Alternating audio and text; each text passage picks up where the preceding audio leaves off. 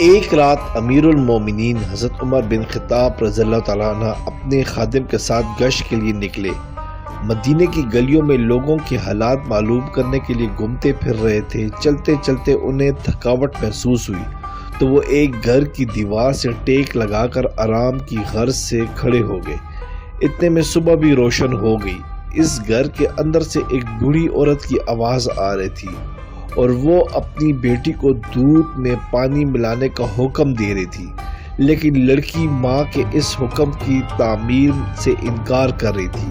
وہ کہہ رہی تھی کہ امیر المومنین نے دودھ میں پانی ملانے سے منع کیا ہے اور بذریعہ منادی اس کا اعلان بھی کرا دیا ہے۔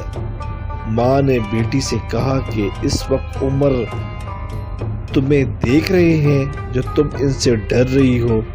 لڑکی نے جواب دیا، اگر عمر نہیں دیکھ رہا تو عمر کا رب تو دیکھ رہا ہے۔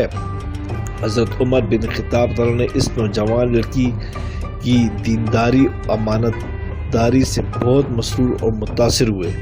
غلام سے فرمایا کہ اس گھر کو نظر میں رکھو۔ دن چڑھے اس لڑکی کے بارے میں پوچھا۔ لوگوں نے بتایا کہ وہ سفیان بن عبداللہ ثقفی کی بیٹی ام عمارہ ہے۔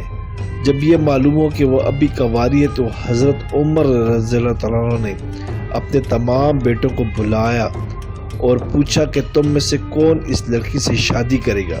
ان کے بیٹے عاصم کہنے لگے کہ میں شادی کرنا چاہتا ہوں۔ چنانچہ ان کے لیے امیر المومنین نے اس لڑکی کا رشتہ مانگ لیا اور عاصم کی شادی اس نیک بخت لڑکی سے ہو گئی۔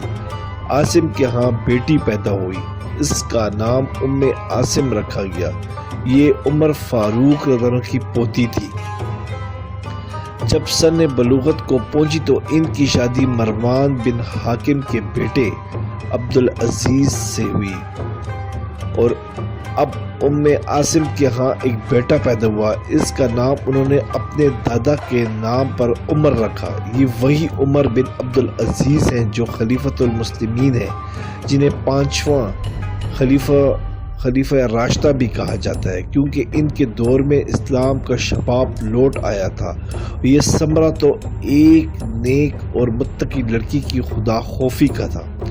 عمر بن عبدالعزیز کے عہد میں بنو امیہ نے اپنی ناجائز جائیدادیں ضبط ہونے سے بچانے کے لیے ان کی پھوپھی فاطمہ بنت مروان کو سفارشی بنا کر بھیجا۔ انہوں نے پھوپھی کو سمجھا بجھا کر واپس کر دیا۔ فاطمہ نے واپس آ کر بنو امیہ سے کہا، تم نے فاروق اعظم کی پوتی سے رشتہ کیا تھا، لہذا وہی فاروقی رنگ ان کی اولاد میں بھی موجود ہے۔ اس سے یہ سبق ملتا ہے کہ اللہ کا خوف اور ایمانداری آگے نسلوں تک چلتی ہے۔ سبحان اللہ۔ سبسکرائب کریں، لائک کریں اور بیل آئیکن پہ کلک کریں تاکہ آپ کو اس طرح ہی پیاری اچھی اسلامی ویڈیو ملتی رہے۔